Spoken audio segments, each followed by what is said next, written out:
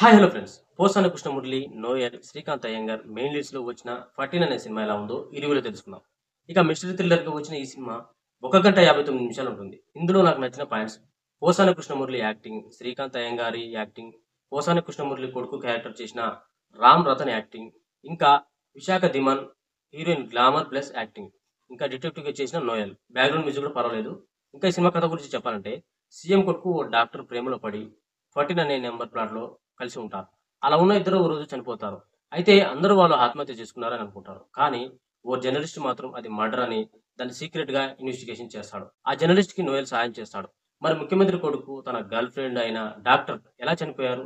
వాళ్ళు చనిపోవడానికి గల కారణం ఏమిటనేదే ఈ సినిమా స్టోరీ.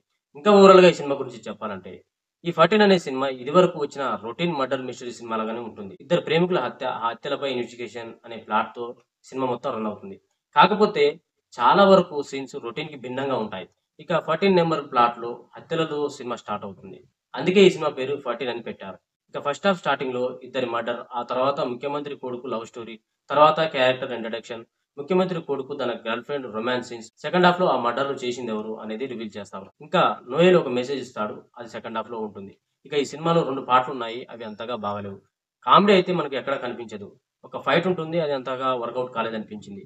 అలాగే స్లో స్క్రీన్ ప్లే అక్కడక్కడ మనకు బోర్ కొట్టవచ్చు. ఇక ఈ సినిమా ఫస్ట్ హాఫ్ మొత్తం రొమాన్స్, సెకండ్ హాఫ్‌లో కూడా రొమాన్సే ఉంటుంది. ఆ రొమాన్స్ సీన్స్‌ని యూత్ ఆడియన్స్‌ని ఎంటర్‌టైన్ చేయడానికి అలా పెట్టినట్టున్నారు డైరెక్టర్. అవి కొంచెం ఓవర్ అయిందనిపించింది.